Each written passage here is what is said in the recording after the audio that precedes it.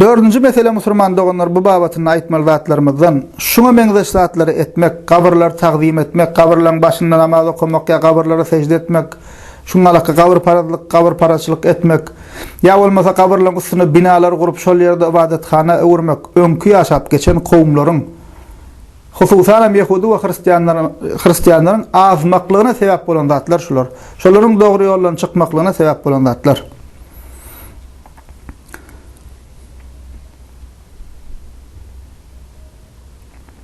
Yankı deyişimiz alakka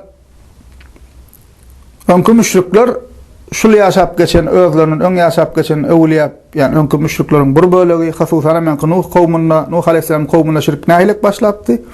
Şol özüniň öň ýaşap geçen ýagşylary pir adamlaryň adyny ullanyp şeytan şolary ýoldan azyrdy. Ilk heykelini ýasadylar, soň gatnap başladylar, soň daşyna şeýdip şirke baryp ýetdi soň. Ýehudi Hristiýanlar hem şeýle. Ýehudi Hristiýanlar musulman doganlar näme diýerler? Öz işlerinden ýaxşy zady diýip hasaplayan ruhanylar ölse, şolar ýa kiliseň içine gömýärler, ýa da bir ýerde düz ýerde göm, üstüne şoň kilise bina edip şol ýerlerini ibadathana öwürýärler. Şoň içine şoň suratyny goýýarlar ýa heykelini diýerler. Ýa-ni diýişimiz ikona diýen, orçça bilýän doganlarymyz hemmesi biler. Gözde soňy taparsyň ikona diýip şo ýaxşy zadylaryň suratlaryny çekip, şol zatlary öz ibadathanalarına we öýlerine asýarlar we öz ýanlaryndan näme söýgüň piri, näme piri diýişler ýalakka näme rızık berýän pir, çaga berýän, näme ikonasy diýip şeýdip öýlerine atyp şolara sagyryp ýa-da şolar özleri bilen Allah aralaryna arajylar edinýärler. Ýehudi Hristiýanlarda bardat hususan hem Hristiýanlarda görüp bilersiňiz. Şonuň üçin haçan sahabalar Peygamberimiz Muhammed sallallahu aleyhi ve sellem'in sahabalary Etiopiýa, Hebeşistana gidip gelenlerinde şol ýerde Hristiýanlar ýaşaýan eken bir kilise görýärler. Ýani Hristiýanlaryň çerkif diýerler, şol ibadathanasyny görýärler. We içini şeýle bir bezapdyrlar we içine suratlar, zatlar asyp duran eken. We şol Medine gelenlerinden soň ýanky sahabalar Peygamberimiz Muhammed sallallahu aleyhi ve sellem şol ýerde görün zatlaryny gurrun berýärler. Bu hadisem Müslim'de geçýär, Sahih Müslim hadis kitabynda. Şonda Peygamberimiz sallallahu aleyhi ve sellem şolar dinläp şeýle diýär. Inna ulaika iza kana fihim rajulus salih famata banaw ala qabrihi masjidan wa sawwaru fihi tilka as-suwar ulaika şirarul halqi indallahi yawmil qiyamah. Peygamberimiz aýdýar, ol kişiler diýär, ýani siziň şol Etiopiýada Hebeşistanyna gören kiliseleriniz bar diýär, içinden suratlar afak ruhanyň suratlar we ýa başga şekiller we heykeller bar. Ol kişiler diye haçanna aralarına bir salih kişi ölse, yani özlerçe ruhani, pir ve uliya deyip hasaplayan kişiler ölse, ol kişinin kabrının üstüne ibadathana, yani mescid, ibadet edilýän yer, kurup içinde diye şol suratları koyardılar diye. O devam ediyor Peygamberimiz. Kıyamet gününü Allah'ın katına bul kişiler in şerli, in yaman kişilerdir diýip aýdýar. Şeýdip şol kabrlaryň üstüne ibadathana gurup, şol ýerleri taqdim edip, şeýdip içine suratlar asyp şolary mukaddesleşdiren kişiler Peygamberimiz näme diýip atlanýar ýa Allah'ın gatyna kıyamet günü in şerli adamlardır diýip aýdýar. Şonuň üçin musulman doganlar tarih boyu şirke düşen, Allah'a şirk koşan müşriklerin, müşrik halkların aglawasynyň aňyrsynda nämeler bar eken? Şol kabrlary taqdim etmek, öwliýa pirler barada öte geçmek, ýa bolmasa suratlar çekip şol suratlary mukaddesleşdirmek, heykeller ýasap şol heykelleri mukaddesleşdirmek bar eken. Asyl şol zatlardan başlapdyr. Aglawa bölek adamlar tarihinde şirke şol zatlar sebäp bolupdyr. Soňra ular näme? Şirke sebäp bolupdyr. Şonuň üçin Ahl-i sünnet alimlerinden Allama ibn Qayyim rahimahullah Zadul Mat adlı eserine näme diýär? Ve galibu şirkel umumi kana min cihati suwar wal qubur diýip aýdýar. Yani şirke düşen halklaryň şirke düşmeginiň köp böleginiň sebäbi surat, heykeller we kabrlardyr diýip aýdýar. Yani mundan sanap geçen hurafa we şirk bolan alimler ya şuna meňdeş dine ters zatlar şuň kuguna hem nirde edilýär musulman doganlar. Hemmemiz bilýär şu kabrlaryň başynda edilýär. Öwliýa pir ziýaraty bahanalap Goýa şu ziyaretin bir bölegi ýalak edip şu zatlar edilýär. Ve aglaby bölek insanlarym şöyle diýen işiniň sowapdygyna we dogrudygyna ynanýar.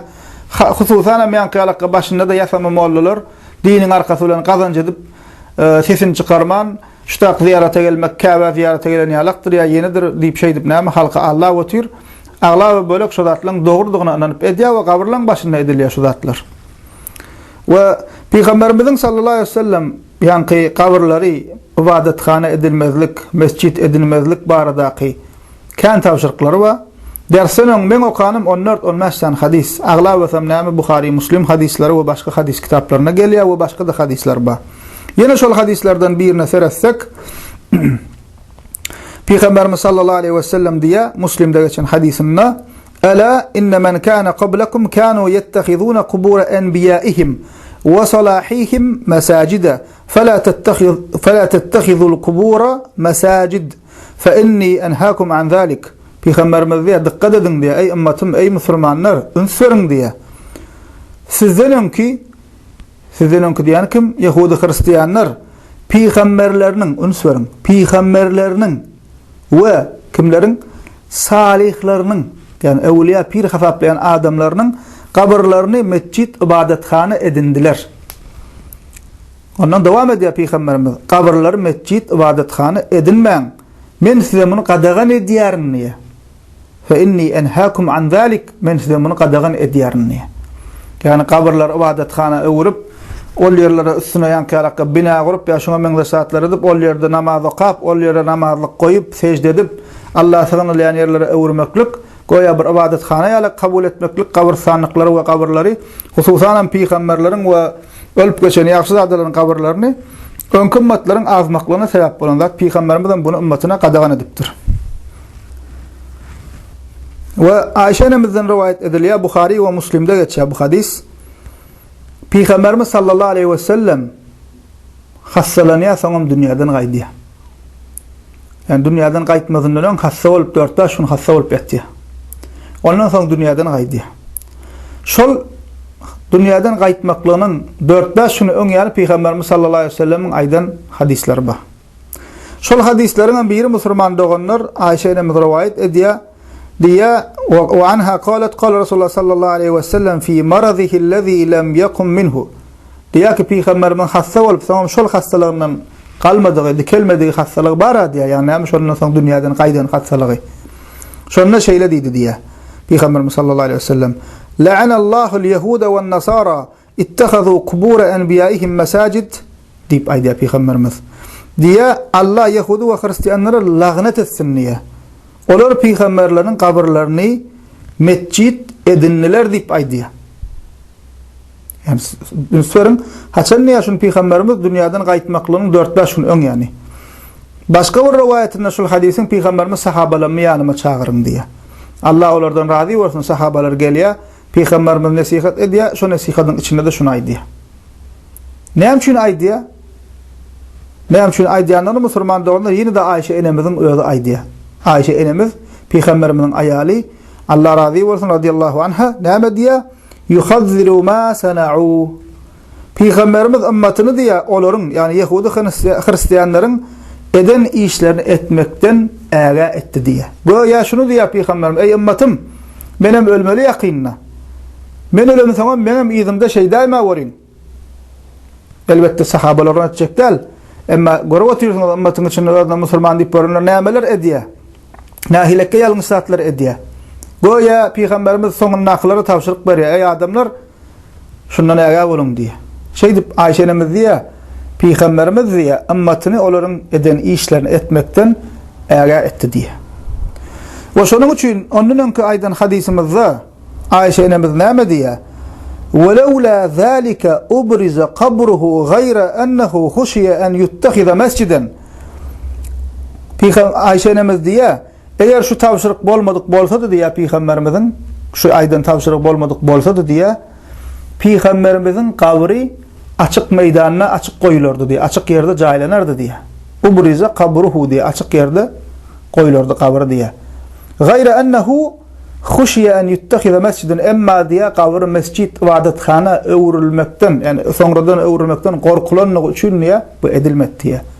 Näme edillenni? Peygamberimiz dünýäden gaýdanna sahabalar öz arasynda maslahatlaşyp Peygamberimiziň şu tawşyryny eýerip Peygamberimiz sallallahu aleyhi ve sellem Ayşe enemiziň otagyna şu dünýäden gaýdan otagy şol ýerde jaýladylar. Näme üçin şol otaga jaýladylar? Otagyň gapysy ýapyldy, şol ýerde goýuldy. Näme üçin? Soňradan gelen adamlar ýene şol kabra yıkılacak diýip şu taýda secde etmesin, ibadet etmesin, mescide dinämesin, şu taýlaryň ibadetkana öwräýmesin diýip şol otagyň içine jaýladylar. Bu näme? Yapıp koydular şonu. Yine bir sebäbi hem peygamberler diýe näme? Ölen ýerlerine jaýlanýar diýe. Şoň üçin Ayşe enemiz diýe. Gaýra ennehu huşya en yuttakhada mesciden, mescid edilmekden gorkuldy diýe. Ýoksa açyk ýerde jaýlardyk diýe. Başka sahabalaryň baqi mazarlygyna, gabrstanlygyna jaýlanýarlykka. Ol hücre şu wagtky Medine Peygamberimiziň mescidiniň Medinedäki daşynda durýardy. Ol hücresi otagy. Emma soňradan musulmanlar köpelli, musulmanlar näme bollar? Mescidi giňeltmeklige mejbur bollar. Şonu näme etdiler musulmanlar? Şol otagyň daşyna ýene-de 2 sanakka uzun diýwar ördüler. İçinde gabr bardygy belli bolmasyn, gelen adamlar gabra öwrülip namaza gaýmasyn, ýüzüni gabra öwrümesin diýip ol diýwarlaryň şekline musulman doganlar näme etdiler? 3 burçda ýöne 3 burça meňzeş ýalak etdiler. Munharif şekilde etdiler näme? Şol nädende de şoňa näme ýüzüň öwrülip bolmajak galagyp näme gabrda belli bolmasyn uzun diýwarlar örüldi. Peygamberimiziň tawşyrygyny eýerilip näme soňradan gelen gözüňiz göretdiň egerde sahabalar şeýitmedik bolsa da Peygamber sallallahu aleyhi ve sellem gabry daşarda goýulan bolsa di soňradan gelen jahil insanlar näme diýjek? Aý bu Peygamberiň gabry üstüne bir zat gurmasak bolmaz diýjek.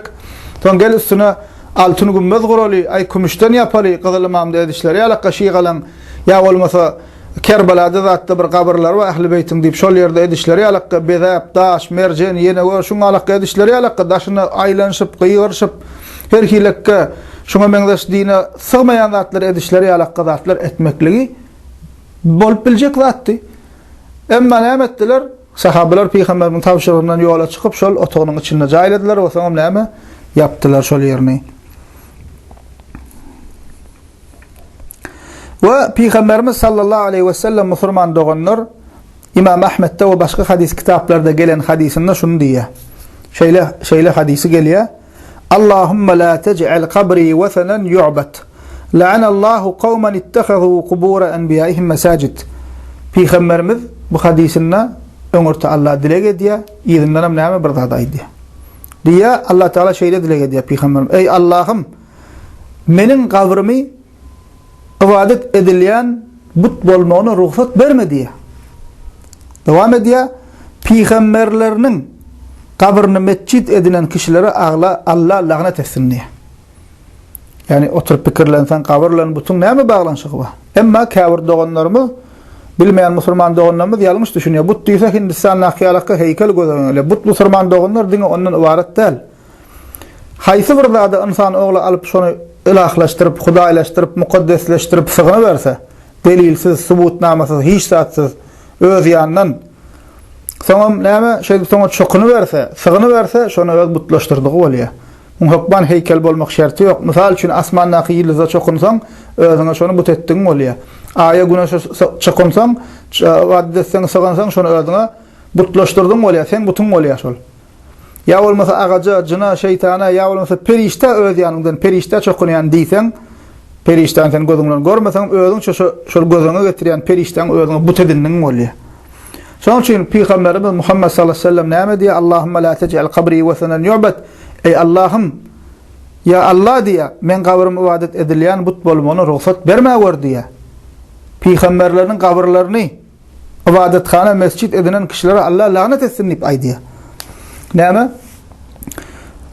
Eger de Peygamber sallallahu aleyhi ve sellem özü barada şeýle tawşyryklar beren bolsa, sahabalar Peýgamberiň şu tawşyrygyny eýip nähilep otagyna jaýlap şoňa meňdeş ýalňyş zatlaryň etmekligine ol wagtky ilim ýaýran, soňradan geljekler edaýmesin diýip öňüne alan bolsa, bu kulna bul edilýän zatlar musulman olanlar Peýgamberden bärdäki adamlar köpüsi hiç bir jaiz dogry zatlar däl musulman olanlar. Bu näme ýanky qaytalap aýdyşymyz ýalakka şu zatlar, şu dine ters zatlar, şu gabrlaryň başyna öwliýa pir bahanalap edilýär. Dersimizden başyny ýerden başlapdy. Adamlar tarihinde şirkin peýda bolşy, butparalygyň peýda bolşy we şeytan näme ullanýardy şolar tuzağa düşürmek üçin şu günam şu tuzağa ullanýar.